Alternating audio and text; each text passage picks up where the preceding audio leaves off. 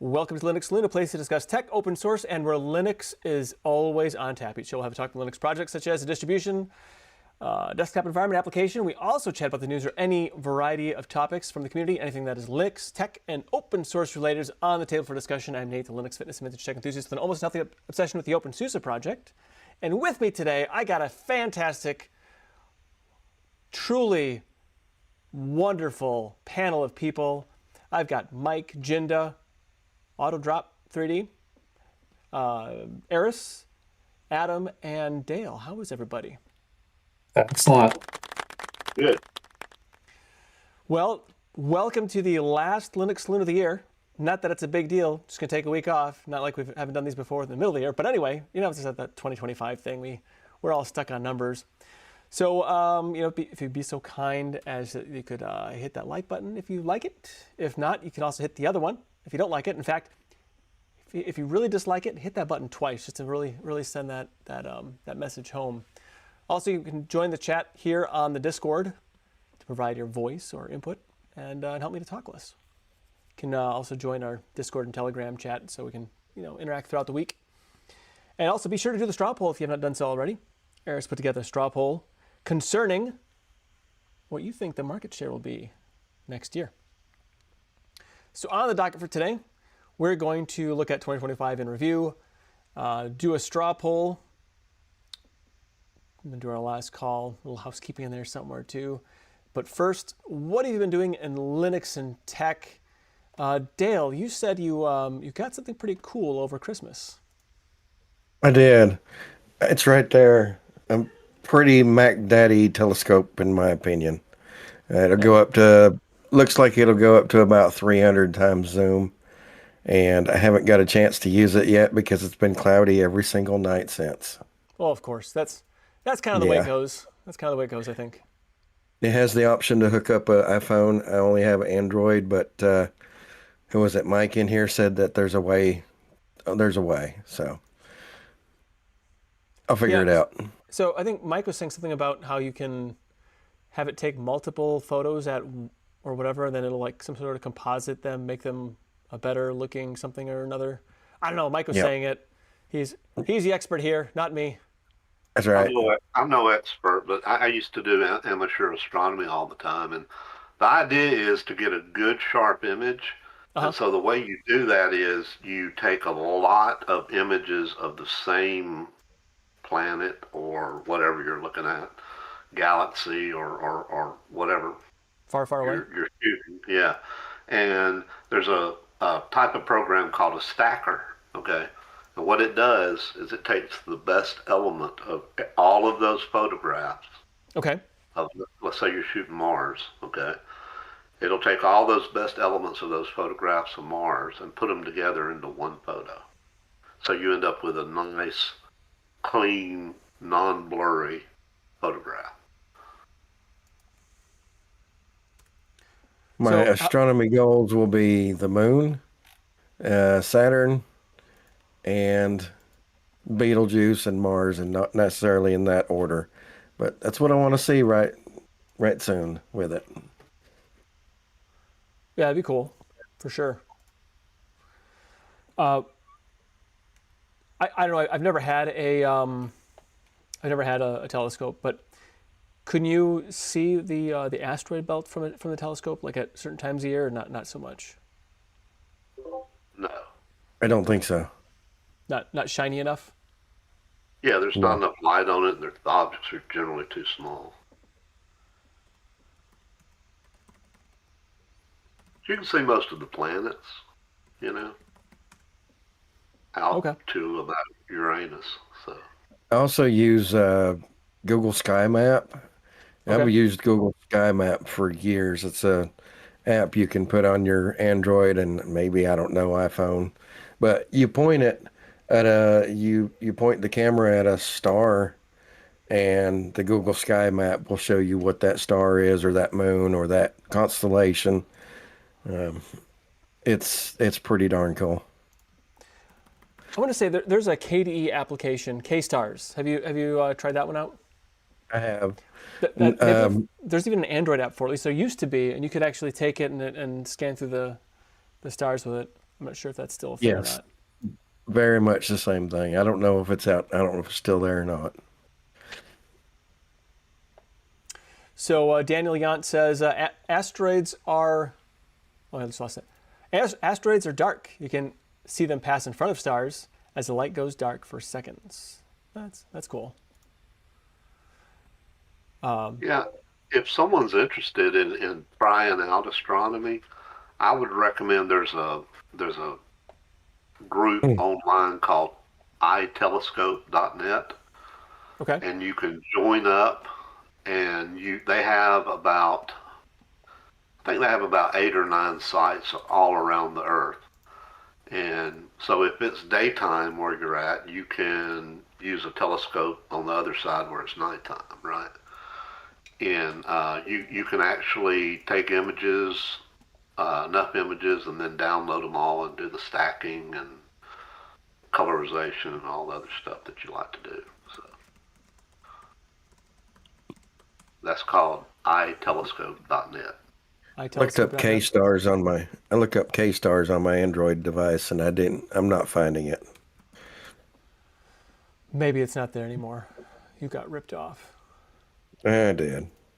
But Google Sky Map it's Sky Map by Google, and I guess Sky Map devs now, but it used to be Google. But it works really well. Sky Map by. Okay. Cool. Very cool. Well, so when do you think you're going to take it out finally? Like go and use it or whatever? I don't know. Let me look at my weather. Looking for a clear night, huh? Yeah, pretty much. I've not had a clear night yet. I know it's supposed to be colder, and we're having summer right now, so it's really hard to feel Christmassy when the outside temperature hits 80 degrees during the day. We're in East Tennessee. It's not supposed to happen. Well, it's 30, got up to 39 today, so it's a little bit warmer than normal, but I'm okay with that. My back has been hurting from the shoveling the last couple weeks, so I'm okay with that. And Tuesday's high is 32.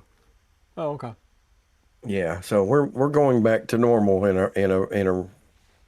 on a pretty quick trip, but it's supposed to be mostly sunny tonight and tomorrow night. So I might sneak out there tonight and see how clear it is, and I might be able to get to use it tomorrow night,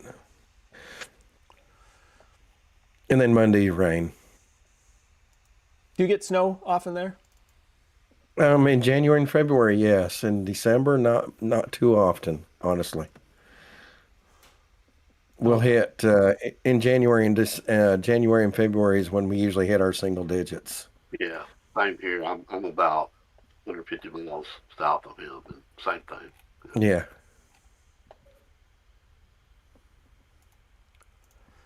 Gotcha. There's a suggestion in the who gave that? Sterilium. I just saw it. Was it Daniel Yant? Daniel Yeah. Yant. He said Sterilium. So K-stars is good, but Sterilium is the best. And then that's sterilium.org. You can go to there. Good times. And that'll be in the show notes, so we're all done. All right, so I guess we'll move on to the straw poll. Eris, I thought this is a good one, and it kind of leads into the meme of, will this be the year of the Linux desktop? Spoiler, it Always already is. is. The question is, by how much will the Linux market share increase by next year? I guess everybody voted. I didn't have any replies for this poll. Number one answer with 39% is it will increase by 2%, followed by 12%. It will increase by 1%, and then 12%. It will increase by 3%, and then it will increase by more than 5% with the same. Then 8%, it will be about the same. 8%, it will be 0.5%. 4%, it will be increased by 4%. 4%, it will increase by 5%. Somebody chose other, but I didn't think I got a reply for that, so I'm not sure what the other was. And nobody said it will decrease, and nobody said Tunks Penguin. Poor Tux didn't get a single vote. Oh well. Well, so I voted for 3%, and the reason I did that is kind of looking at the graph. It's been kind of going up, although it didn't go up as much. Like it didn't. The growth this year wasn't as much as last year, so probably because of no new hard. What's You that? should talk about the percentages, because nobody can see that, probably. No, I haven't. I'm just commenting right now. Okay.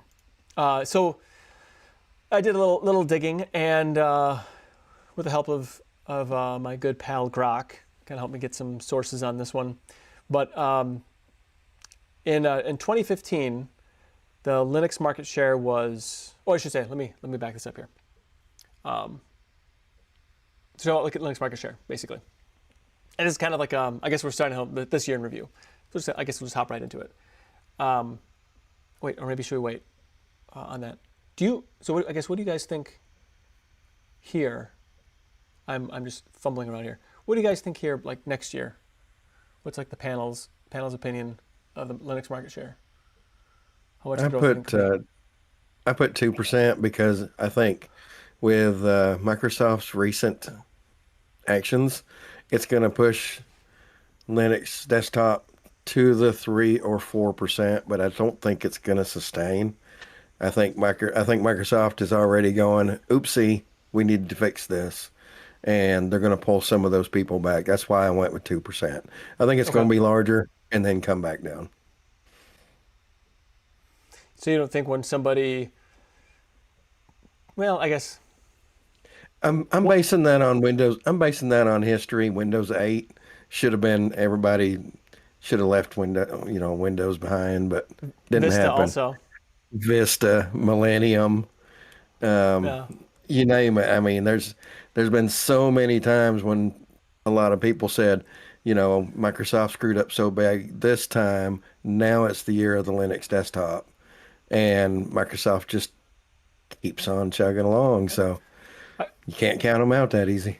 I think it's because we don't realize the stranglehold Microsoft actually has on the desktop. True, and I feel that at work because I'm forced to use Windows at work. I have no choice. They gave me a brand new laptop, Mac Daddy i7 laptop 2 weeks ago. It's slow as all get out because of all their cruft that they have to put on it to make it right. Safe. Yeah, safe, to make sure that I'm not accidentally sharing any empty trailer numbers from the yard with Russia, I guess. Yeah. Yeah. I mean, I get that, I guess. I think the other thing too there is that, as much as I despise them, they offer easy to use tooling for network administrators and good development tools. So Yeah. that goes a long way with businesses, obviously. Yeah. I think that because the growth curve, like looking at it, was kind of, 10 years ago, it was kind of, and then the last 5 years or so, it's been a much more steady increase. Mm-hmm. But I voted for 3%, and I might be wrong. I'm also kind of a, I don't consider myself much of a pessimist. I'm more of an optometrist, So I prefer your 3%, so I wish you luck. Yeah, we'll see. But yeah, anyway, I thought it was interesting to look at that. But yes, I think 3%. What do you think, Eris? Where do you think we're going to be next year? At end of next year, Linux Saloon, December, I don't know what, December 2026. Assuming we're all still here and didn't suffer from nuclear annihilation. December 26th, 2026. where do you think we're going to be? I think I would have picked. I can't have percentages because that would be just too much options, I think. Right. So I just put percentages, but I think a good prediction would be 1.5%, and I Think so? base that based on the end of Windows 10, the fact that RAM's going up in cost, Oh, yeah, that's a good point. and um, possibly if the new Steam PC takes off or console. So Right. based on all that, I think 1.5 is possible. Yeah, I think Vince brings up a good point here in the chat. He says, "Bring on the Steam machine. If the Steam Deck was anything to go by, it'll be gamers who bring about the largest proportion of people trying Linux." And I think you could say that there's been a lot of that in this last year. So WC I Deech agree. 4 says, "I predict 7% by the end of next year." It will definitely be gaming that accomplishes that goal. Yeah, I think so too. And Steam. I mean, look, without Steam, we wouldn't be where we're at now, I don't think. Oh, I agree. Totally agree. So I guess let's get on to this year in review. And I think that the big thing there was the Linux market share. I think that was probably one of the, if not the biggest news item of the year, probably pretty close to it. I mean, I don't want to bring up RAM prices. So in the U.S., there's some variations here, but it's about 5.03% about Linux market share. Globally, 4.7%. So I think we're kind of stick with the global number since I seem to have more information on that than U.S. only. So, which I mean that's pretty substantial. I think it's pretty substantial. 4.7%. I mean, it's not. There are more Linux users today than I think there were people using Macintosh in the 90s. So, if you look at it like that, obviously per capita changes things a lot. But anyway, so looking at the numbers, so at end of 2024, or 2024, we crossed the 4% milestone. 23, actually, that was in 22 when we crossed the 3% milestone, and then it was in 2019 we crossed the 2% threshold. It dipped in 2020, maybe due to that crazy year that people, were home more. I don't know. And then so other than the 2020 dip, it's been about like a 0.5%ish, and then the last couple of years have been about 1%. So I do know that with a lot of things, when it kind of hits what is it? There's a term for that, and critical mass, the critical mass number, and then things sort of just take off.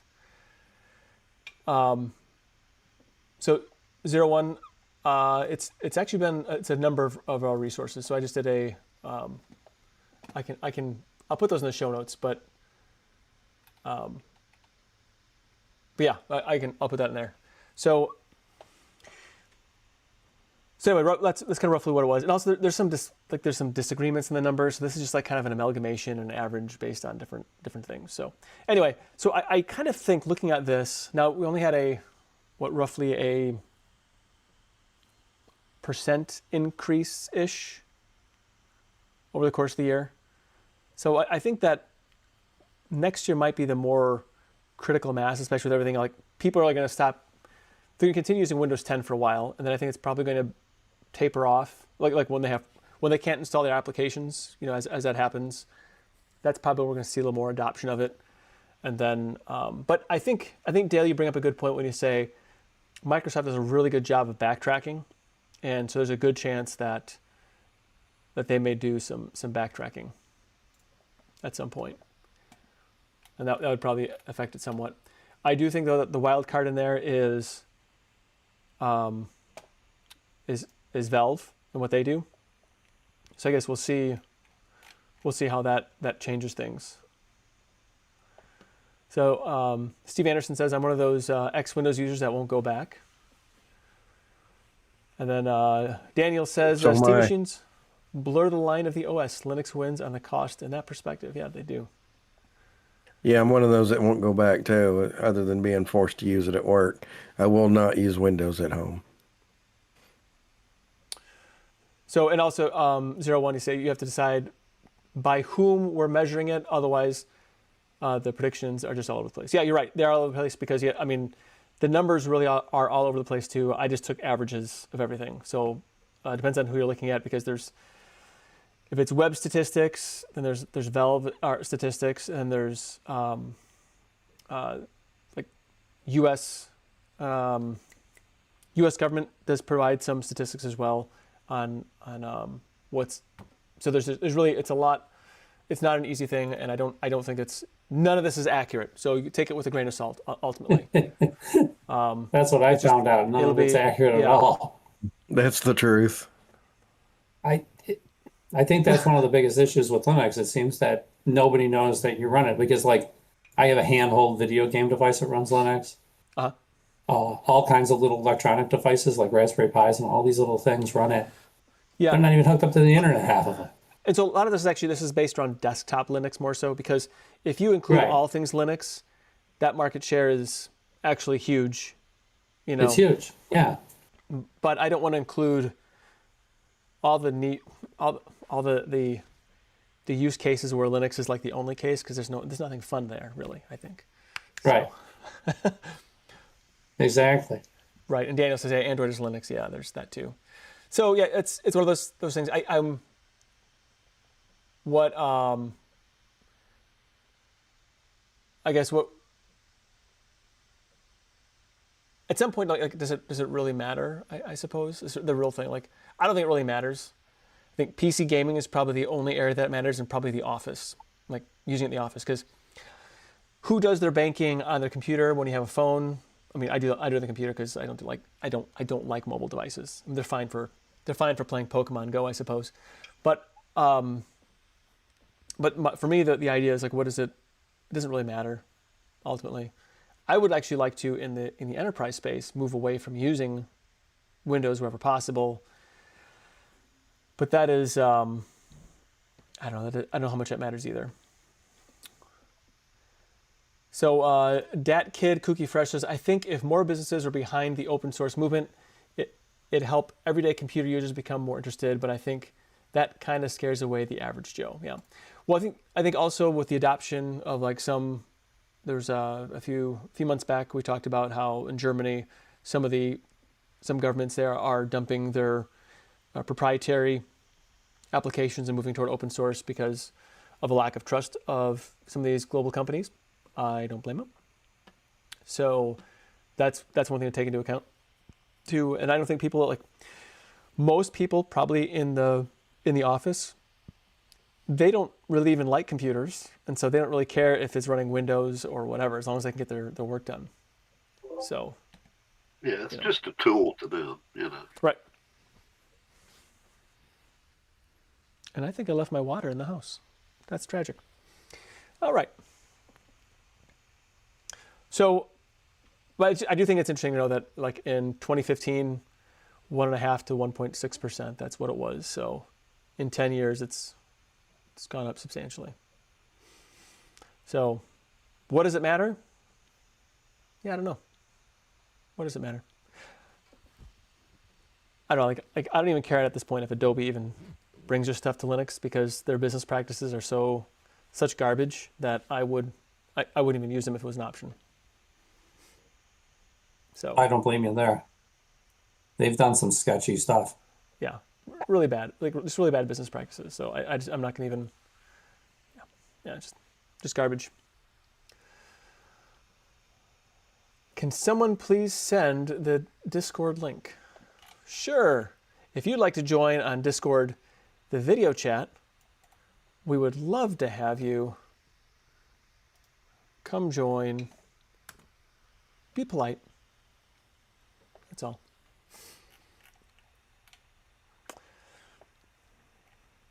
All right. So I'm going to move on to the another topic that's kind of a cornerstone of things here on Linux Saloon. The distro explorations that we did. So so some of the some of the distributions, like Debian 13 came out, Ubuntu 25.10, the Questing Quokka, Garuda Linux with Snapper, and then I got MiniOS, Peppermint OS on Trixie as well. And did anybody here change their distributions over the course of the year based on any of the distribution explorations we did, or try something new? No, nothing. I did a review a few days ago of Linux Mint 22.3 beta. It looks really nice. Yeah. But it's not nice enough to pull me from KDE Tumbleweed. I hear you.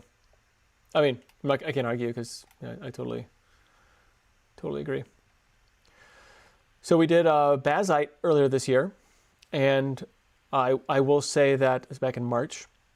I have to say that because of that exploration, I do have one machine that does run Bazite now that I keep. So, and I got to say I'm a pretty huge fan of Bazite for the overall experience. So that one did to say about Bazite as well. Oh, is it? Am I saying it wrong? Is it Bazite, not Bazite? No, I'm just being silly. It is Bazite, yeah. Is it GNOME or GNOME?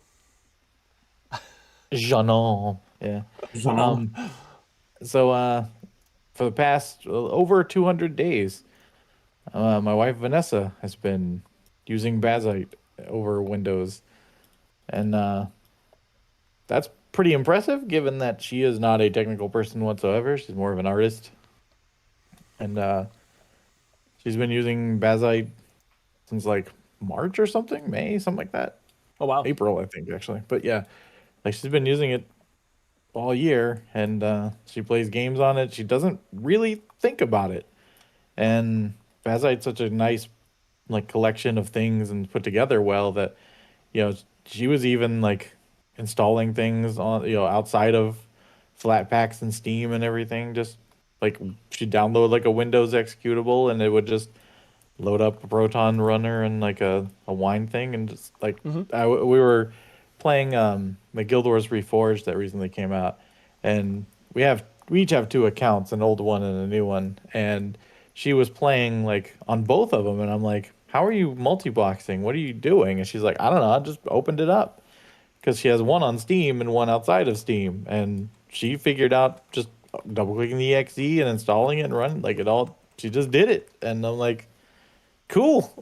Like I was like, I wish I was on Windows at the time playing, and I'm like, wish I could do that here. And I had to download some stupid sandbox software and everything to do it. And I'm like, this sucks. And so, yeah, check one for Linux there, but I mean, it was just effortless for her. She uses it all the time. She doesn't really have any issues with it. Like any issues she's ran into, she's solved herself. Like it's impressive. So as far as our household goes, you're the Linux desktop here. So you don't think that maybe because you're we'll call you a technology enthusiast nerd, that maybe that has something to do with like a little more comfortability in using Bazite? Do you think that might have had an influence at all? No, I don't do anything with her machine. Oh, okay. She doesn't run into issues. Any issues she runs into, she solves. I don't tell her like, oh, click this or do that or type this. Like I don't do any of that. There's an updater. She keeps it updated. Like the fact I could just not be here and she could totally use it just the same as she is. That's awesome. Like there really is no influence from my side at all. That's wild. In fact, I run into issues on Linux and I'm like, how are you not getting these errors? How are you not getting these problems? So if actually she's having an easier time than I do, but you know how we are. We break things because we can't help ourselves. So maybe she's just better than you. And she is better than I am. Yeah, she could easily do my job, and I might get her to do that when I feel lazy. So, but yeah, it's been amazing. Like she's just uses it, and she doesn't run into any issues. She just kind of I mean, she doesn't play any games with anti-cheat, so that kind of helps. But even a game that she did play with anti-cheat, which was Fantasy Life I, that was released this year, that did have anti-cheat and it worked under Linux. They enabled EAC on Linux, so Really? Wow. yeah, it worked totally fine. And Do you think there might be a trend in that direction, or do you think that that's just a one-off? I hope it's a trend. I don't necessarily know any one way or another, to be honest. I would hope it's a trend. Because honestly, Yeah. it just takes one big AAA anti-cheat game to move over, and the rest will do it too. Like straight up. And the whole thing with Apex Legends moving, not supporting Linux because of cheaters turns out to be complete BS because their cheating numbers and ban numbers are exactly the same as they always have been. So Yeah, was that this year that was really just a was that save last on year? support issue. Was it this year or last year that was that they came out? They said that.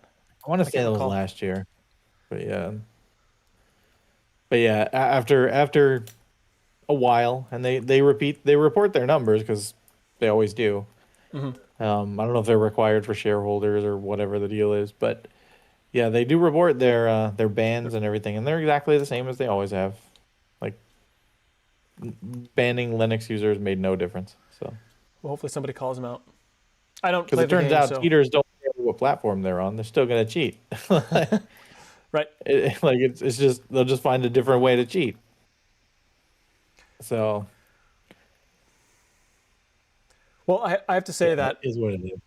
that Bazite for me was the standout distribution of the year, and we did some others we did were like Aeon, CashEOS.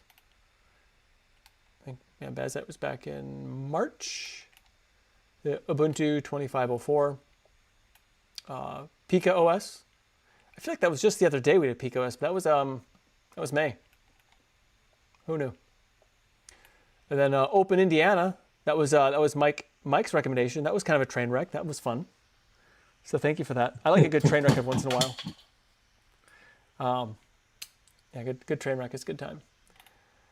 Then Debian and Hey, everybody needs to experience Spark, Yeah, no, I agree. I think it's good to have it's good to have one just to remind you why you like what you like. Let's see, and then Garuda in September. I thought that was actually really good. I have to say, Garuda, I feel like Garuda is way more awesomer now than it was a few years ago, last time we did it. So that was, I think not that I'm thinking that OpenSUSE is going to go away on me, but I think, to me, I feel like I have more escape hatches now than I have before with Bazite and also Garuda. So there's that. Then I thought MiniOS was fun. We did that in December. But anyway. Oh, we also Ubuntu 25.10. We did that as well. And other flavors. So yeah, for me the big change was adding Bazite to the mix. So yeah. But I guess I was the only one that had. Well, no, you said, Adam, you added Bazite too. Was it a year ago you said? When was that? A year ago, what? Was it a year ago that Nessa started using? Earlier this year, around April or March sometime. Yeah. Okay. Yeah. I know it's probably about 230 days or so. Oh, wow. Yeah. That's neat. Well, So, yeah. honestly, I think that's And fun. it's one of those image-based things, so I don't know what you guys' excuse is for not running those. I got Snapper. It's kind of like it, but not. Although I will say the image based, like I said, I don't know if I might be screwing up the terms here, but the Bazite says it's cloud ready, so it uses like the A/B switching, and then you have the snapshotting, like what Tumbleweed does, and I think there's a few others. I think Garuda does that, and then you have also the I say image-based because that's what Red Hat calls it. Oh, okay. Yeah. And then you have the transactional atomic updates or whatever. I'm still a little fuzzy on that. Right. So it seems like there's a lot of varieties as far as how to deliver your operating system these days, which honestly I think is pretty cool. I like the options. Yeah, I'm just being silly and pedantic as all. You know. No, honestly, like okay, so but it's not a bad statement. I know you're being silly and pedantic, but I think that actually you're onto something, because let's say I were an IT manager and I was going to deploy Linux in the enterprise. I would not the Starship enterprise, but in the organization. I think an image-based, like a Cloud Ready or Cloud Native or Atomic transactional, to me that would be the way to do it, and not the traditional Linux way of doing it, because it would make more sense to do all the updates and then have that not interfere with the running operating system, and then reboot into the updates instead. To me, that just makes a lot more sense for the enterprise environment, and I think that's the only way to do it in my mind. But tell me I'm wrong. I'm good with that. I think it just depends on the application you're supporting.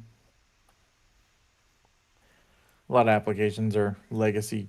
They don't really want to containerize well. So, well, no, what I'm saying is like user machines, like someone's laptop, someone's desktop, sitting on a multi-user machine, or a machine where employees go to do their monthly training things. Right. That could probably be a Linux already. What I'm saying is one of those. I'm not saying things running on a VM necessarily, but individual user machines. I think that'd be the way to go.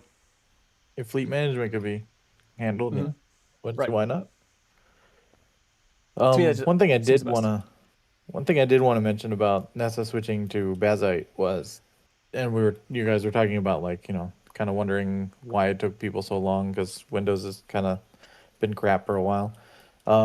This was actually her decision to switch to Bazite because Windows just got worse and worse to her. And I had asked her a little while back, what could they change in Windows or whatever to make you go back to Windows? And she was like, nothing. It's like, I'm not going back. And Nessa is the type of person that if she says she's not doing it, she's not doing it. Yeah, makes sense.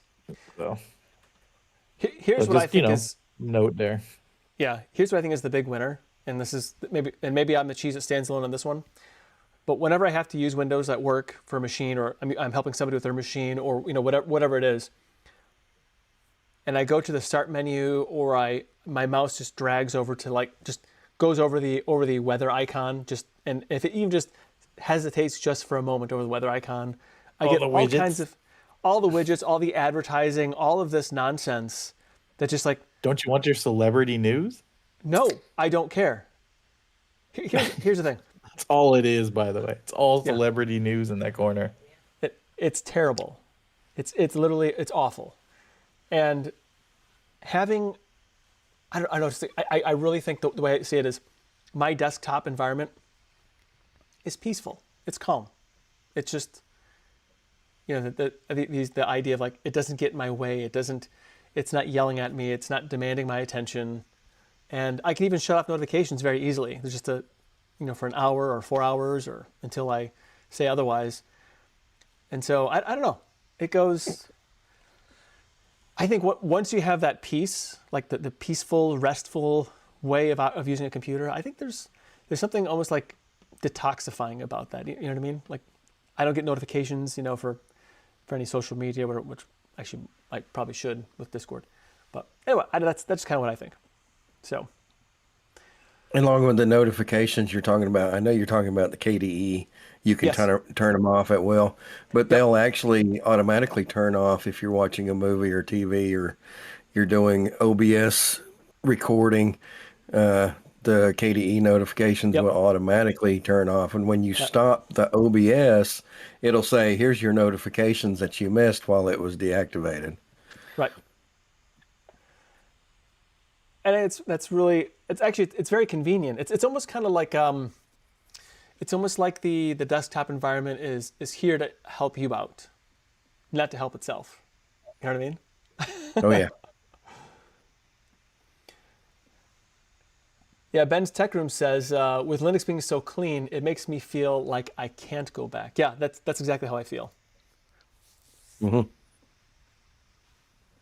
And Dat Kid Cookie Fresh, which by the way, that might be the funnest name I think we have here in the chat, says, I tried to tell my dad to switch Linux, but no luck. LOL. I think he thinks it's as complex as it used to be, which I'm sure depending on distro, that might be true. Yeah, give him Bazite. I mean, I guess what does he do with it? You know, if he needs something specific applications, you know, I don't push it. Yeah. But I think Bazite's what I'd push these days. Put the heroic launch in there. I guess though, if there's some games though that would just require the anti-cheat, like Fortnite, whatever it is. I don't know. Maybe just stick the whatever the Epic Cloud, or maybe Microsoft, whatever one of the cloud ones that you can use for those sorts of games. GeForce Now, I think. What was Google's that they stopped doing? Wasn't Luna? No, that's Amazon is Luna. Oh, okay. It was Stadia? Google's. Stadia, there we go. Give them Stadia. I had to figure it out in my head. Oh. Anything else on the distro explorations? Anything that maybe stuck out to you that we did this year from anybody? Bazite was way better than I ever thought it would be. It really was. Yeah. I was surprised by Bazite. Yeah, it was a lot better than I was expecting for sure. Like without a doubt. How about you, Eris? Did you do any distribution change-ups in your world, or are you still using Arch? I'm on Aurora. Aurora. Oh, okay. Yeah, we also did, I think, early in the year, we did Aeon Desktop. I think that was Prophetic's suggestion. That was okay. All right. So we also explored a lot of applications on in 2025. So now we did multimedia applications last week. I almost said last year, but that's not it. And then we had some game launch applications we looked at. Did anybody have anything that they added to the repertoire of applications that they now have included on their mix?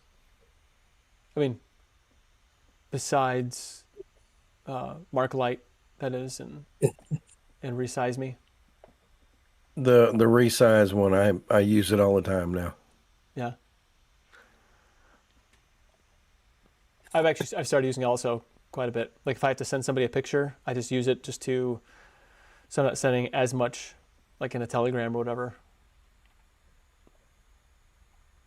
I run several web servers, and Sweetie's is one of them, and she takes pictures to sell stuff on the internet. Mm-hmm. And her phone defaults to a ridiculously high size image that you don't want to upload to your web server. And I have finally convinced her to resize it, because that resizer, was it Resize All? I think it is. Uh-huh. It's so easy. She gets it. She does it. She's doing it on her own now. That's it. ResizeAll.app. Love it. Mike will be glad to hear that. Yeah, I was going to say, I think Mike is the one that actually made that one. Yeah. And it's great. Well, good. I'm glad you enjoy it.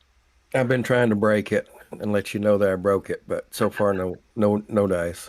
Well, I tell you, I gave it to our buddy who likes to break things. Jenda. And he couldn't find a problem with it. I tried. He did. I tried dumb things with it too, and it didn't die. Good app, Mike. Yeah, I tried dumb stuff with Marklight and had an issue though. Well, we got them straightened out. So. Yep. Well, in now all it's, fairness, now it's out. you could probably hand Jinta an anvil and he'd bring it back to you broken. So, I mean, I wouldn't feel too bad for Mike. I could screw up a crowbar in a pile of sand. Way, guys, speaking of all this, if you have an idea for an open source app that you think other people could use, and you just don't have the time or the skills to do it, just let me know. Contact me out here on Discord, and I'll consider. I might have you Got give me one. a hand with something if I can get around to it this year. Yeah, I got one in the oven right now. I think a lot of people are gonna like when I get it finished. So, but anyway, it's kind of my way to give back a little bit. That's all it is. That's awesome. So we did quite a few different. Well, we did the Ghosty terminal emulator, and we also did like a terminal emulator extravaganza this year. Did anybody find anything like add a new terminal emulator to their lineup? No. I thought they were fun, but I didn't change anything here. I know I set it to try the Wave terminal. Uh-huh. And the only reason I thought to try it is because it had AI already built into it. And I thought that was kind of odd and strange and fun. But it was neat. I don't think I've ever, it was really neat, but I don't think I used it ever again after that really much. I mean, sure I did for a little bit for fun, but as a novelty, it was amazing. But for actual use, I don't think it's anything I want. Hey, just as a thought, Harris, if you need a suggestion for a poll, what terminal product people use? What's their favorite terminal to use? That might be something that would help me too on this project. So. I'm using Kitty, but I'm not a super big fan of it. It's okay. Yeah. It's kind of, it was between that and Wes term. I go back and forth. Gotcha. Yeah, I still have Ghosty installed. I have Wave still installed. Cool Retro Term. I keep that installed because it's fun. I like having it on the put it like on an amber CRT look and have it kind of shake a little bit because people look at your screen and just kind of what's going on here. It's more novelty. It's not really practical. Does anybody use the GNOME terminal and they don't use the GNOME desktop? No, I don't. No. Because I know there was at least one person who did that, and I always found that interesting. I wonder why. I wonder what the unique competitive edge is on that one. I just happen to really like console. I really do. I like how it integrates with the Plasma environment. I love the fact that console can be used inside the file browser, Dolphin. Yes. Mm-hmm. I love it. I do too. I also use Quake. Do you guys do that? It's like like Quake, the drop down. Yeah. I use that all the time. That's like my daily. I actually use that more than a regular terminal. When I'm on a computer that's not my own, I hit the F12 button expecting Quake to show up, and it doesn't. And I go, well, what's wrong with this thing? Daniel says, I just use KDE's console. I'm basic. Yeah, that's all right, though. And then Steven Anderson says, my favorite terminal is no terminal. Okay. I like it. We have those TTI people. TTI? Yeah. You don't need a terminal, you just use TTI. Oh. Yeah. But so also ISO writing applications. I don't know if anybody changed using or if they discovered something new on that, having a different application writer. I think some of the standouts there, I think, are Fedora Media Writer, the KDE ISO image writer, apparently the GNOME disk utility, and Blana Etcher. So that was pretty cool. But Rufus, but I didn't learn that from here. Oh, Sean says my 3D print server runs Ubuntu/GNOME. I didn't know. I just use Octopi for that. Hey, Nate, can I ask you guys a quick question? Absolutely. I will pull everybody's expertise here. Do all desktops include Xterm as a basic terminal? Does anybody know this, or is that just a known? Well, Plasma House, like I should say, OpenSUSE has it installed, Xterm. Yeah. By default. Yeah. Do you think that's part of the XLab group of applications? Do you think it's still there with Wayland?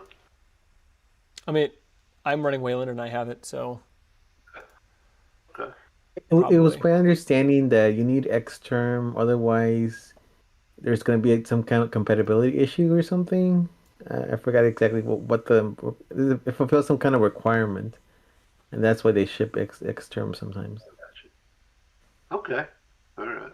Well, that's good news. I'm glad to hear that. I keep a 3270 terminal installed. I haven't actually had to connect to a 3270 terminal interface in over a decade, but I still keep one installed for some reason. Yeah. Cool. I want to see if I can find something to log into again. Well, you can probably find a 3270 online somewhere that someone has set up to access. I mean, they have DEC, PDP-11s, and everything else out there. Surely they have a 3270. So. Yeah, but you're probably right. Let's see, something else we discussed was the RSS feed applications. And I started using RSS feed application again because of that, and back in September, I've been using it in Thunderbird, so it's actually been going really well. I think it was Jinda. Jinda was you the one that told me that. Somebody here told me that you can do that in Thunderbird, and I had no idea. So I don't remember. Somebody at Linux Saloon told me, and I've been doing it ever since. So thank you for that. And then let's see something else. The backup and NAS applications. Back in October, we talked about that. I've just continued using back in time for the time being. And then we talked containers. And actually, that's when somebody told me about pods here. I think that might have been Adam, or maybe.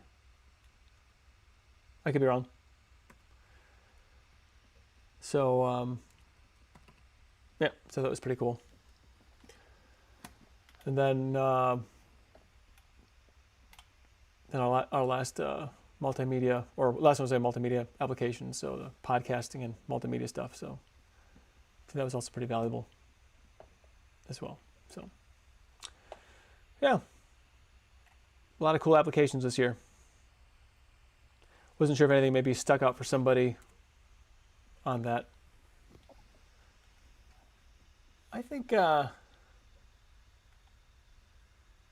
RSS one was that one stuck for me. That was pretty cool. All right, and then so as far as like big news items this year, is anybody kind of rolling around in your head for something that happened here in tech or Linux? I don't know, for me, I think the RAM prices, that's kind of a kick right in the face, huh?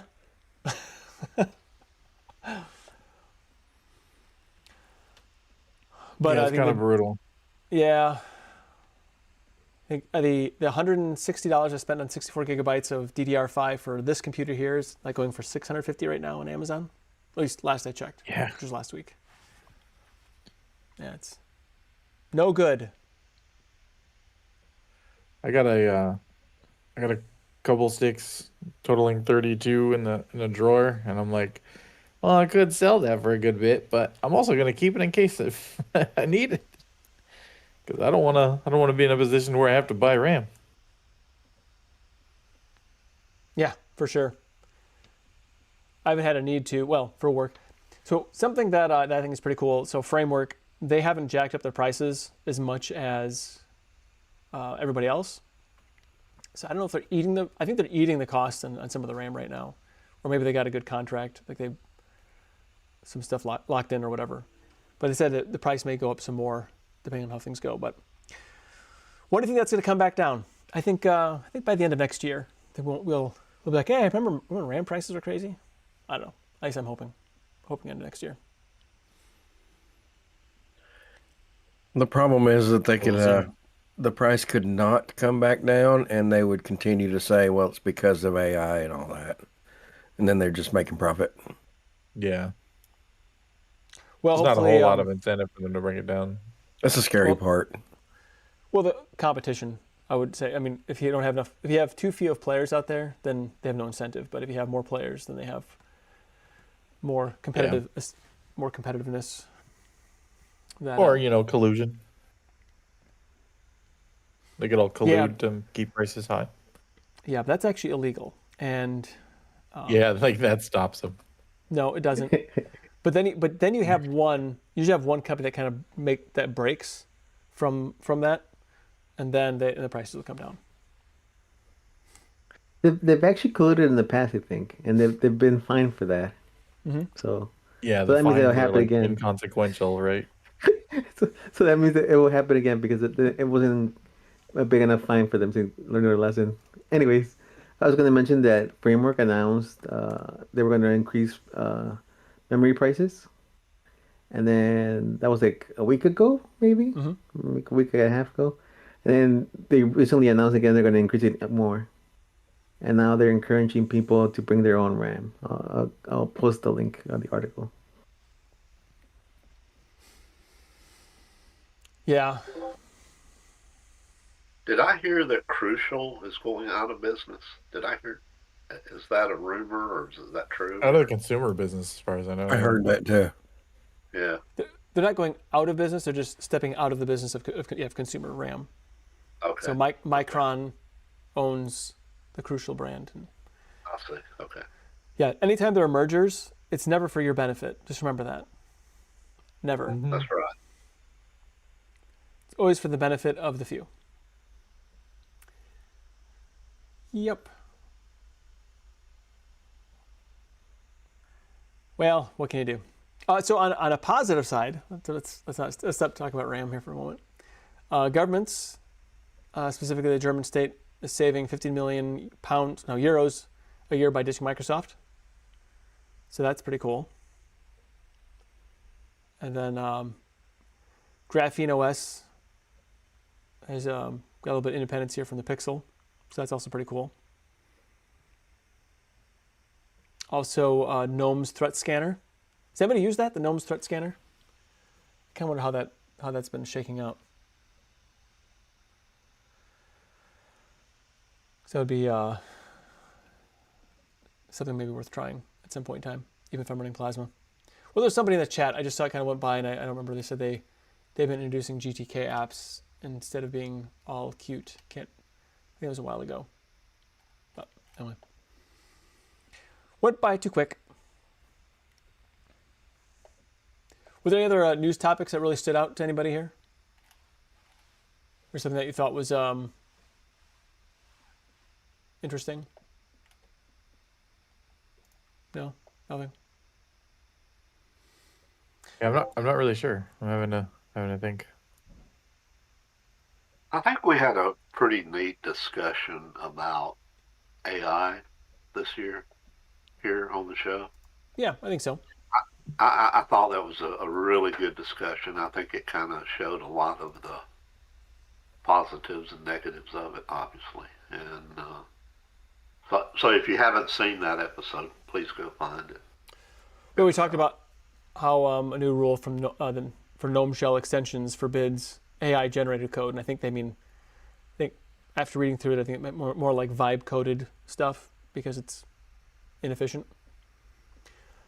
So that I thought was interesting. Oh, also, I think a really good article was the KDE's fundraiser goals.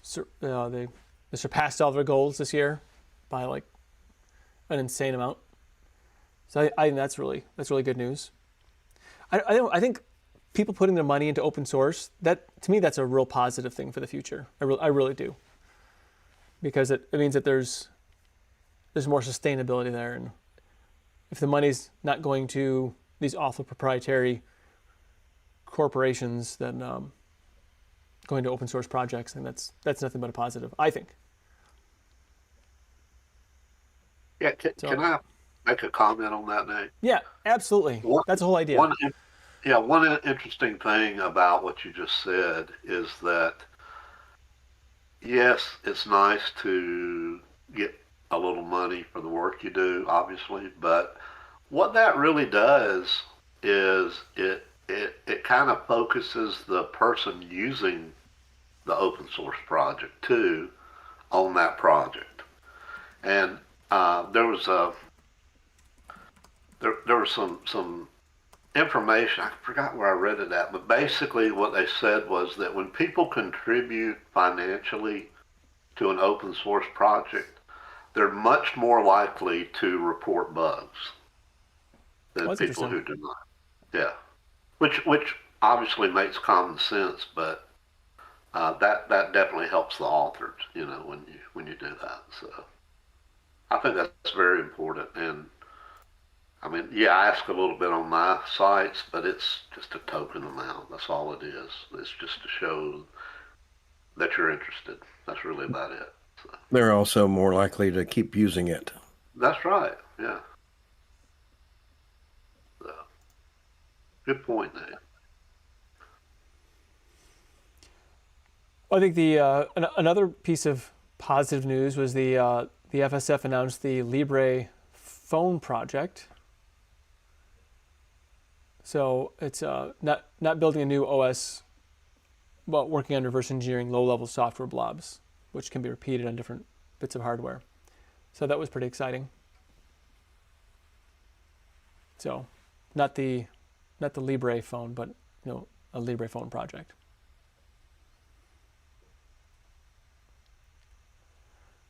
And then for the Fedora users out there who like Nix, or Nix, people who like Nix that have a proclivity for Fedora, the Nix package manager on Fedora has been approved with the /Nix folder, directory, I should say. So that's exciting for some people.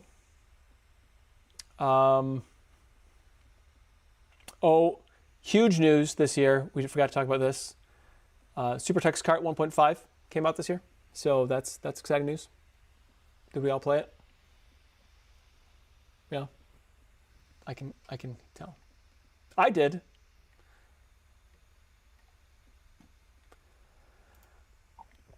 I think it was another. I think we had. Looking through all the notes here. KDE surpasses their fundraising goal for 2025. Oh, like 276%. That's pretty cool. That's really awesome.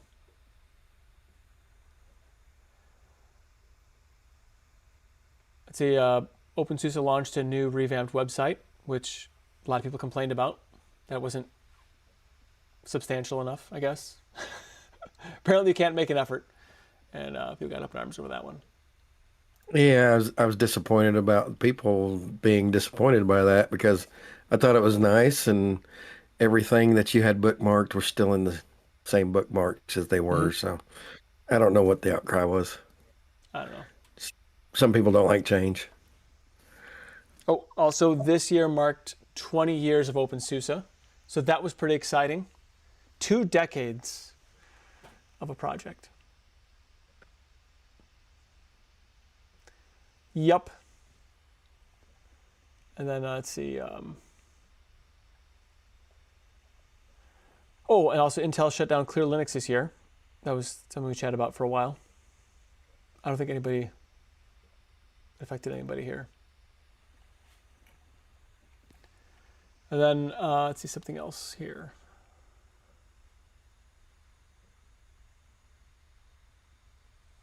Oh, let's see. Oh, there's a straw poll. The switch from Ubuntu to the Rust utils. Oh yeah, that was huge. That was pretty big news too. Yeah. To me, it wasn't as big of a deal, I think, as people are making out of it.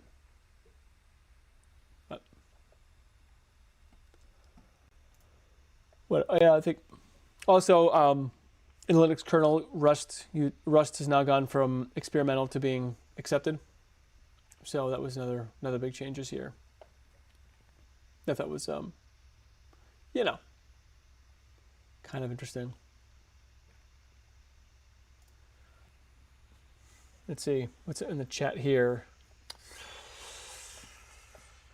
Oh yes, Sean, that's a good one. I'd say the biggest tech story this year is Cloudflare taking out most of the internet a couple of times. Whoops.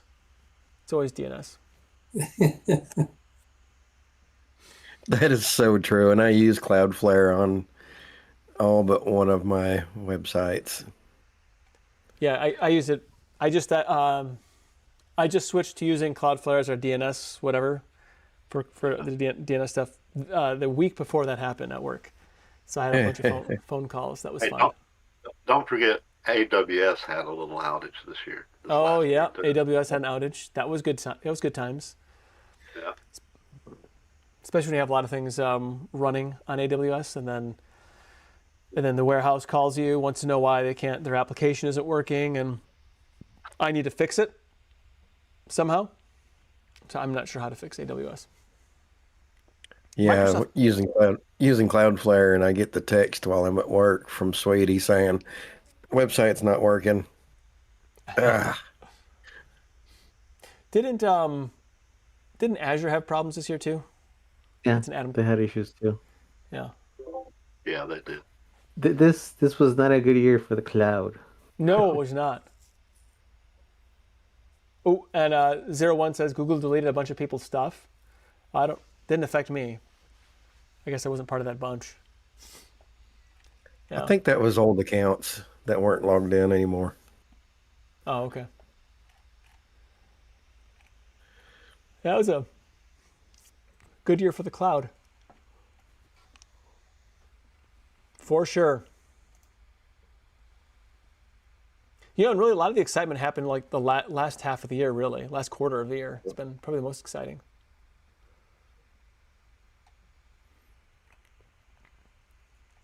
Oh, Serpent OS rebranded as Aaron OS this year, or Aaron, something like that.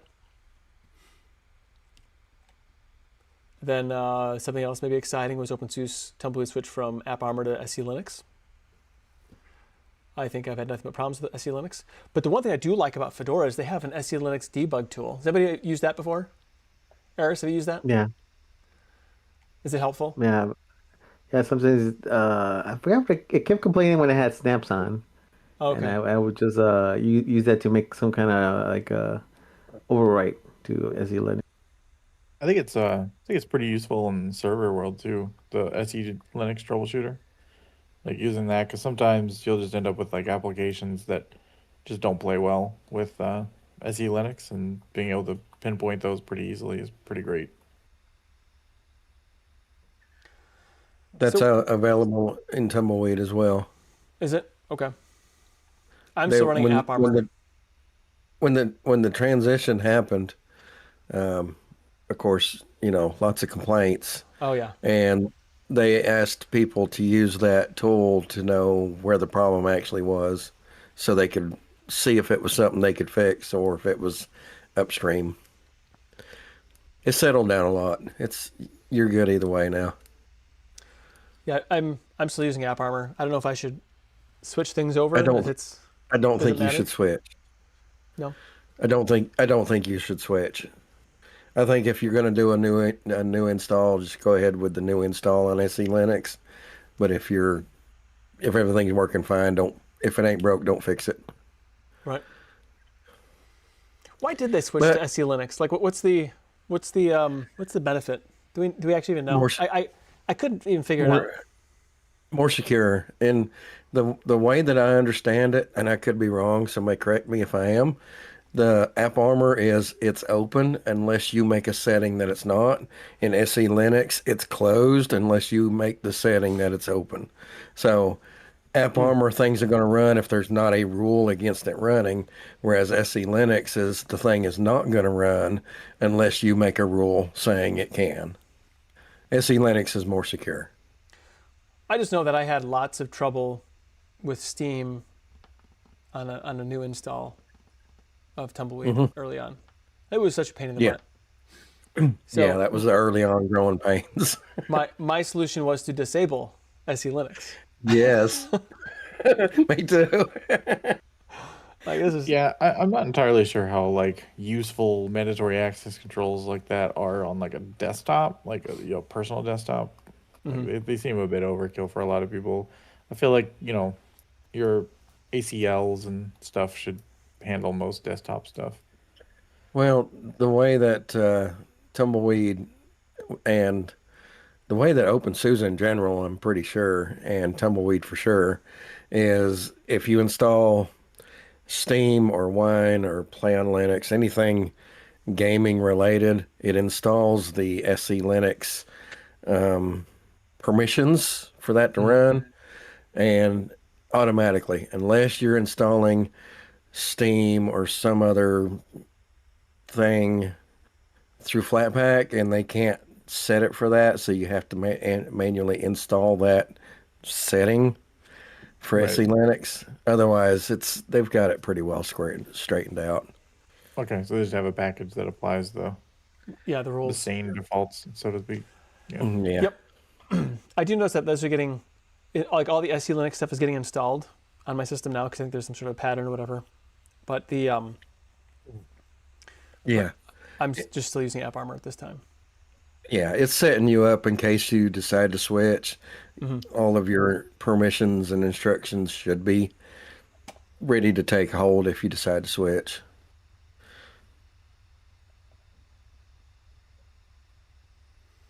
If you have security reasons to switch, I think you should.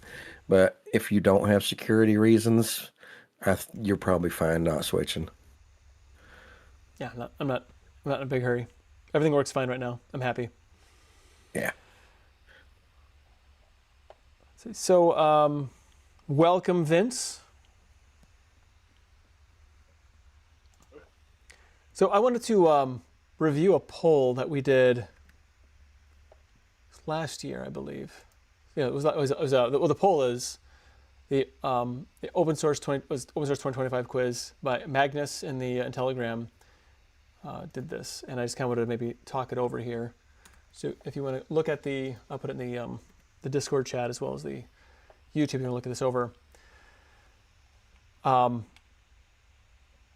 think it was like you could pick multiple of these right here, but it says it's kind of some prediction things, and so GIMP 3.0 will graduate from release candidate to stable. Did that happen? Yes. And so Got released. Yep. It took like forever. I remember when they were saying it's gonna come out, it's gonna come out, it's gonna come out. Yeah. Finally it came out. So then Jerks. another one of those. What's that? The jerks lied to us. No, that's good. Number 2 on this list was Linux, excluding Chrome OS, will reach 6% market share on the desktop according to StatCounter. That one didn't happen. 4.7 globally, 5 in the US. So there's that. And then third on that list was another DE will default to Wayland. Did that happen? Cosmic? Perhaps? If you count Cosmic, but that was always the plan. It's not like they switched over to Wayland. Well, and what was another? Because KDE and GNOME are now default Wayland. LXQT is possible now, but LXQT doesn't have like a built-in a Wayland window manager that supports it. So you have to use one of the other like a mirror or something, And that's what Fedora uses in one of their spins. That's Wayland for LSQT. So shameless plug, the Linux Mint 22.3 beta review that I did 3 days ago on my YouTube channel. I did try the Cinnamon Wayland session, and from what I could tell, it worked like a charm. Sweet. Yeah, it's not obviously not default yet, but I'm pretty sure it'll hit default next year. Yeah, my son's gaming PC, it runs Mint with Cinnamon, and he says he does it because it's more stable. I've seen it crash multiple times on him in one day, so I don't know that. Yesterday, in fact. More stable than what, though? Tumbleweed. Oh. Yeah. He's trying to take some shots No at me. way. Yeah, I know, right? It's kind of weird. I know, right? No way. Yeah. I'm in your At least camper, Nate. he still goes with green, right, Nate? Yeah, it's still green, so we're good there. I like green. This is Cosmic will ship in 2025. Did it just go... Wait, or is it release candidate or did it ship? I think it's just release candidate now. It shipped already. It shipped already? Yeah. It shipped, it came out with the release of Pop OS. Okay.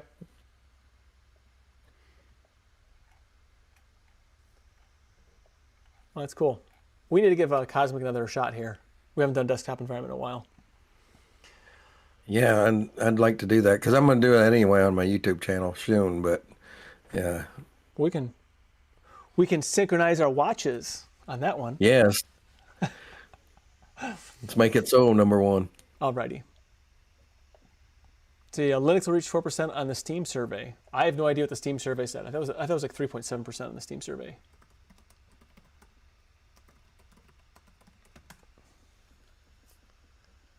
See, November 2025. Let's see here.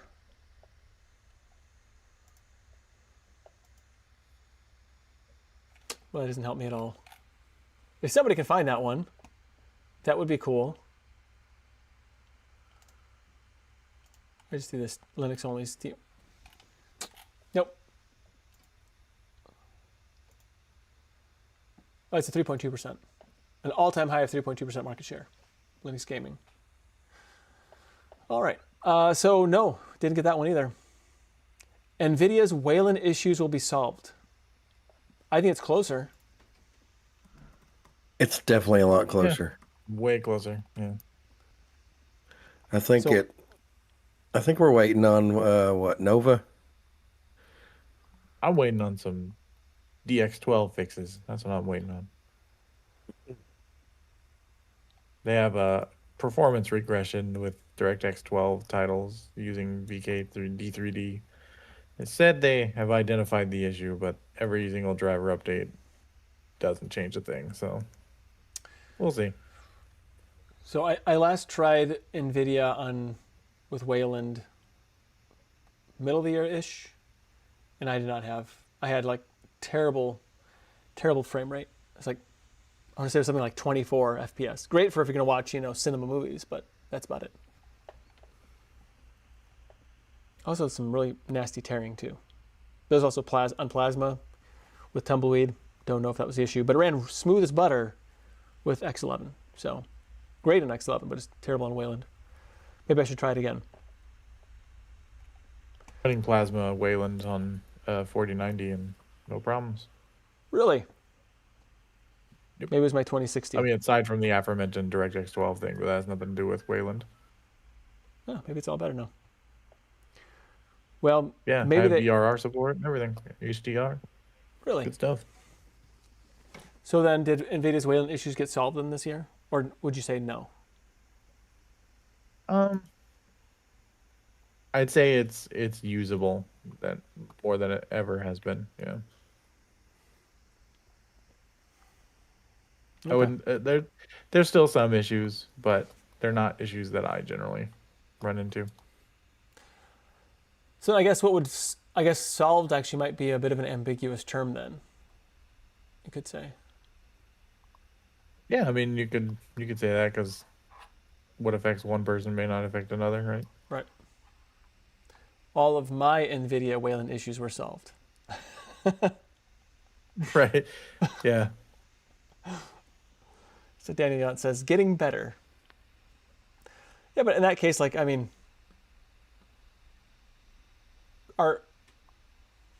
like my desktop environment issues are never solved when you think about it, because you have new issues that arise, new problems, new solutions.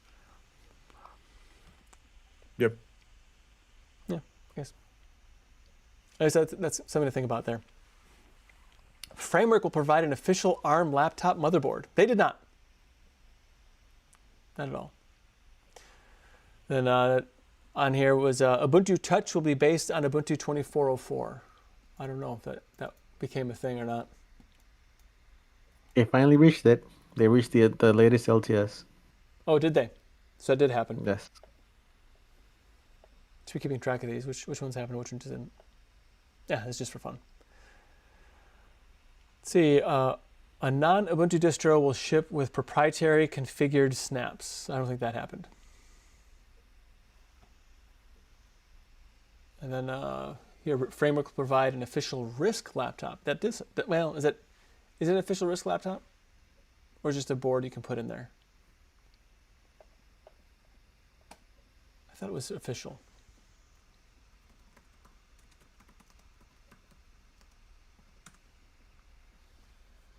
There's an option, framework will provide an official ARM laptop motherboard, and it says framework will provide an official RISC laptop motherboard. That's like, it overlaps there. ARM and RISC does, you think? Yes. I guess, yeah. Well, I think it might have been like RISC-V board. That might have been. I'm going to just say it might have been RISC-V. So bcachefs is removed from the official Linux. That kind of happened, I believe. It's considered experimental or something like that. A Linux BSOD will be shown in public. Nope, I don't think that happened. The blue screen and stuff? Yeah. Hasn't that happened? I haven't seen it. I thought that happened on an airplane. I mean, my infotainment system hasn't in a while, but it crashed out and I saw the Linux penguins on there. A well-known open source application project will be translated into a different programming language with AI. I don't think that happened either. Yeah, 01. I know they have a RISC-V main board, but can you buy it official in a laptop though? I don't think it's a separate board you can buy, but it's not like bundled in it. So I'm gonna give that one a half mark. So anyway, I thought it was kind of fun to look back and see what actually happened there.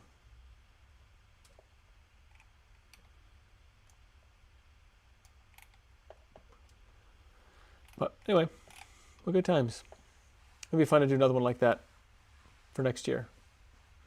So if anybody has any suggestions as far as like a poll we can put together about different predictions, that'll be our first show when we come back. We'll talk predictions and probably put something together after that or around that. Anyway. All right. I guess we can go ahead and move into some housekeeping. So next week, we'll take a week off. Just kind of do some resetting. Hopefully nothing crazy is going to happen. Things are quiet at work. I hope it stays that way. If you have any suggestions for the show, different hosts or something like that, I don't know. You can say whatever you want. It's not going to offend me. Different discussion suggestions or distribution ideas. I would definitely like to do Cosmic at some point in time this year for sure. That's not distribution, I realize, but see how it runs on my Tumbleweed. Or any application suggestions that we should try out, or a series of applications. That's how I'm going to do it too. Was that on Tumbleweed? Yeah, I'm just going to run it on your Tumbleweed. I think it'd be fun to like compare the Tumbleweed version against the Pop! OS version, just to see like side by side how it goes. I like that idea. If I run it on my Tumbleweed install, I can see how well it games and all that stuff. So 01, he says, I predict the Linux Saloon will move to meeting on an open source video call platform. So we actually did that early on, and it was Jitsi, and it kind of it's a bit of a train wreck. Maybe it's better now.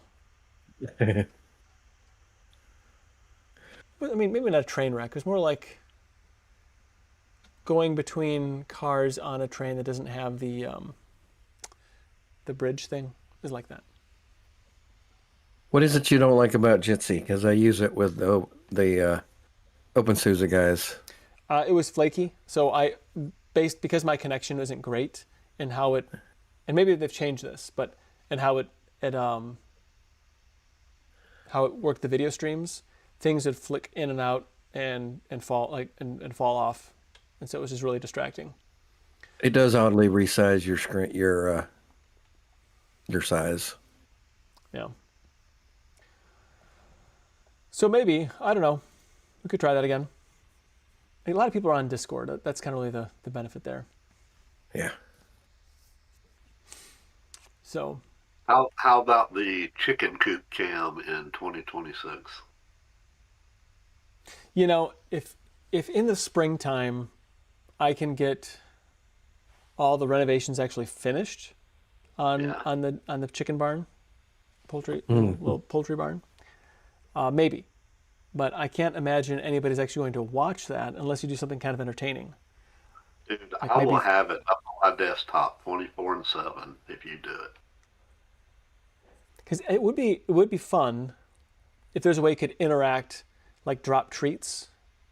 Yeah. You know, or something like that. Yeah. I don't know if that would be possible. Get a little Raspberry Pi out there, you know. Yeah, but how could you have it where? Right, so like Steve's very own. He's got a. You can do like the bang and then something like fart, and then it'll do like a little fart animation in the background.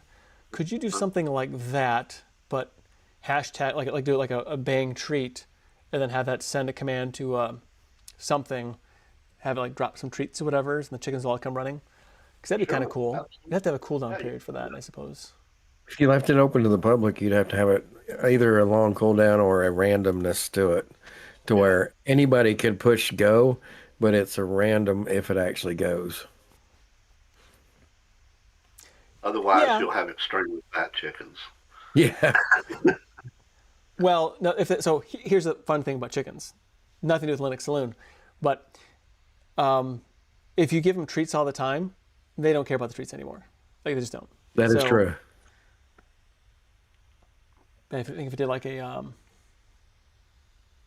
let me think about that, because that'd be kind of fun to do. I think if I could pull that off. My internet connection sucks, so I don't know how well that would work out. Maybe it only stream during the day, because at night there's nothing to watch. Maybe the coyotes if they come in. You don't have to do like a 4K, stream. You could do just a 1080p one. Yeah. And those compress pretty well. So. If I had a strong enough. What's that? If I had a strong enough camera, we could set up a live show of our coyotes in the backfield. Ooh. See, I get lots of deer where I'm at too. Yeah. No coyotes. I've had foxes, or whatever fox plural is, foxeye. Lots of coyotes. The last rooster we had got killed by a bobcat. We watched it happen. Really? Wow. Yep, we watched it happen. And the rooster, the brave rooster, did exactly what it's supposed to do, ran the bobcat off, but got injured in the process. Mm-hmm. We had a proper 21 gun salute funeral for the rooster. Yeah, not really. Chickens are roosters, and people say, "Oh, they're chicken," but like a rooster is actually a very noble creature. It will, it will engage an adversary, like a bobcat or fox, even a hawk. Yeah. Knowing that knowing they will not survive, just give their ladies time to get into safety. And they will also make sure that the girls eat before he does. Right. Mm-hmm. And Uncle had a bunch of chickens, and they had this one rooster called Bob, and all it ever did was chase the kids around the yard. It was mean. And it's true, Eris chickens are cannibals, and so are turkeys. Yes, they are. Mm-hmm. They will eat anything, literally. Yep. And if a chicken is sick or injured, they will kill that bird. So we have to separate them. Yeah, I have some Royal Palm turkeys that I bought late last year, and so they're about full size, and they love to. They don't chase me, but they love to follow me around everywhere. It's really very funny. Like the turkeys are very, very funny creatures.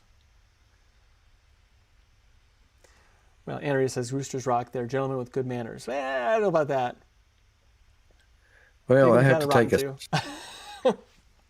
I have to carry a stick into the pen with mine because he's getting a little brave, and I don't want to have to kill him. So, I keep a deterrent close by. Well, if I get a rooster that gets a little bit too, I don't know, brave, cocky. Yeah. I will hold it and just like hang on to it until it just like gives up. So, but I haven't had that in a while. I had one that he was something else. Like he would just chase me out of nowhere. It really ticked me off. Yeah. Yes, Anna Rita, see that this is true. They will let the ladies eat first and then guard them, protect them. Yeah, you're right. I think roosters are noble creatures for sure. And that kid Kooky Fresh says, "I miss when I had chickens." Yep, chickens are pretty cool. I think chickens are the answer to depression. So instead of taking depression medication, like uppers or whatever to feel better, if you just watch chickens for a period of time, you're gonna laugh because chickens they're silly creatures. They just do their chickeny things and they make you laugh. I don't know. I think they're hilarious. So if I'm having a bad day, I just go out by the chickens and I'm not having a bad day anymore. Unless something gets the chickens, then I'm having internet there for a little bit.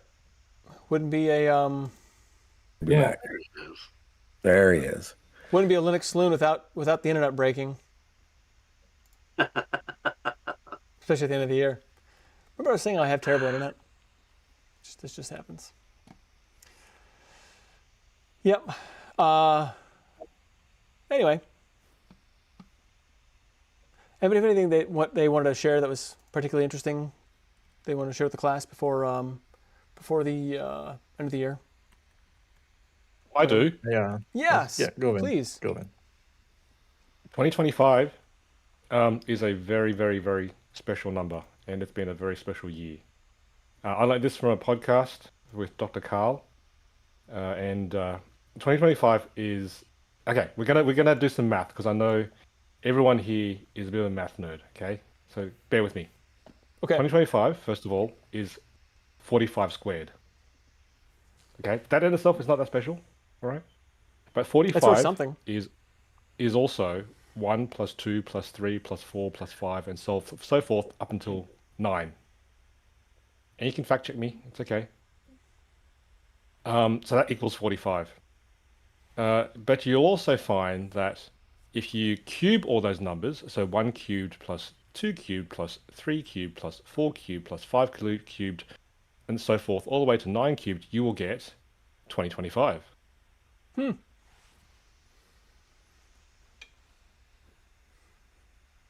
So what you're saying is 2025 is a mathematically perfect year? Correct. And now that you know that, and you'll thank me forever for that, right? I wish you would have told me that at the beginning of the year. Yeah, but then because then we could have called him a liar when it wasn't so perfect. Right. I'm sorry to bore everyone. I had to share that. Yeah. Since we're doing a year in review. Yeah, It is pretty awesome though. it is. Yep. There's nothing cool about 2026. It's probably just some random number that has nothing nothing attached But to my it. job here is done. See ya. Just kidding. What's the temperature like there in Upside Down Land? Oh, it has been unseasonably cold. Really? Yeah, the last couple of days have been in the teens, so less than 20 Celsius. I know. You're gonna laugh at me. Ha ha ha. That's cold. Ha ha ha. When you're like negative 40 or something. No. I think that I would gladly take 19 right now. See, the thing is, I've always, because I chat to Adam about this, and I'm like, why would I live in a place that's colder than my freezer? That is a good question. No, And I no, ask thank myself you. that all the time. But in fairness, Vince, everything in Australia is trying to kill you. So,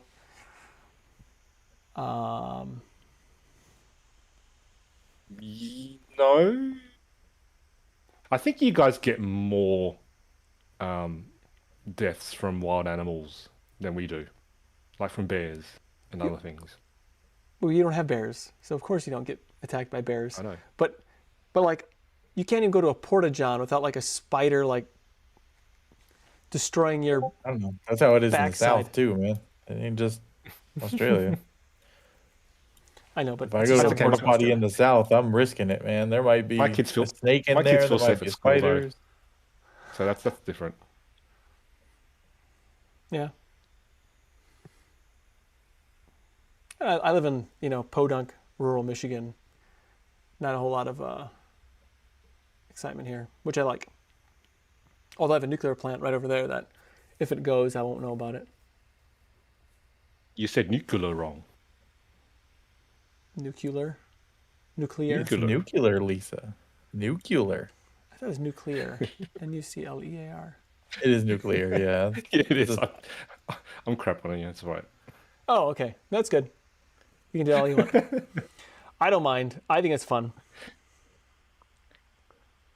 I think if the nuclear station goes, you want to be as close as possible to it. You don't want to be with those people who get radiation poisoning, and then You die their slower. ending's Yeah. not as good. Yeah, it's just a couple miles, or maybe about a mile to my west. It's my neighbor. Random news. I did read this morning that Japan are restarting one of their Fukushima reactors Oh, again. really? Mhm. Probably have to power all that AI stuff.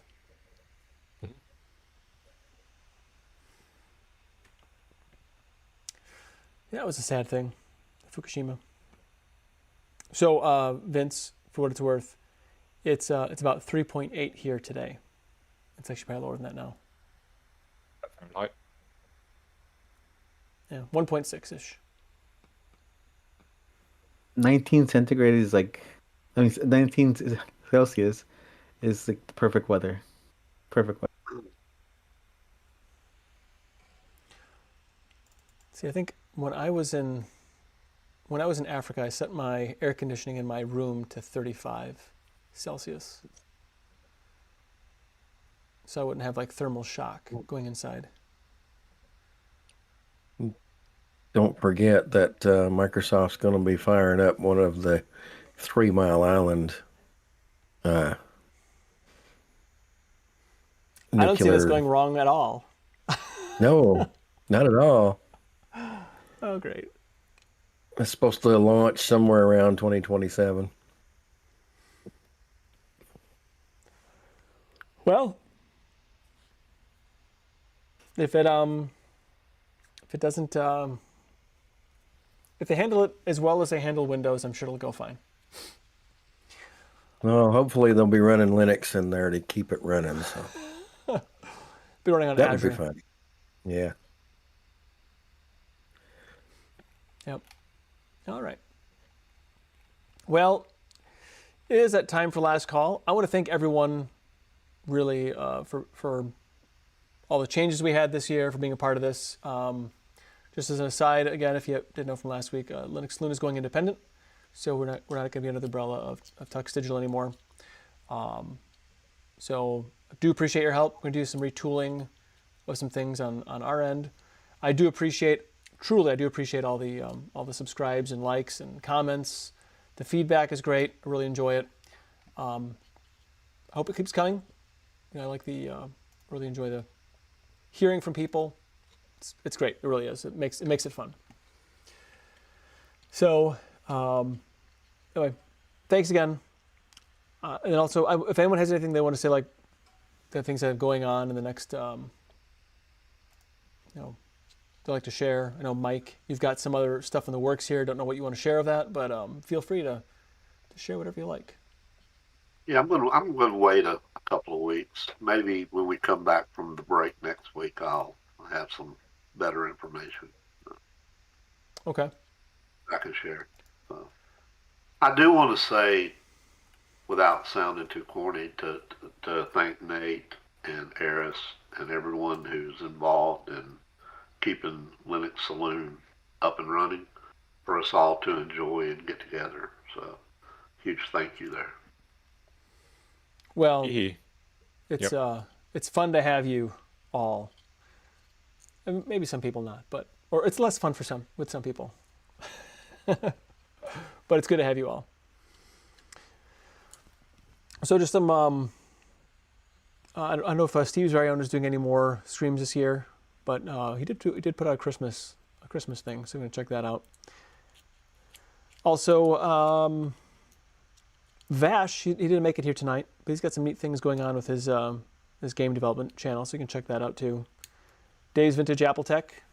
I'll try and join them tomorrow, at least for a little bit.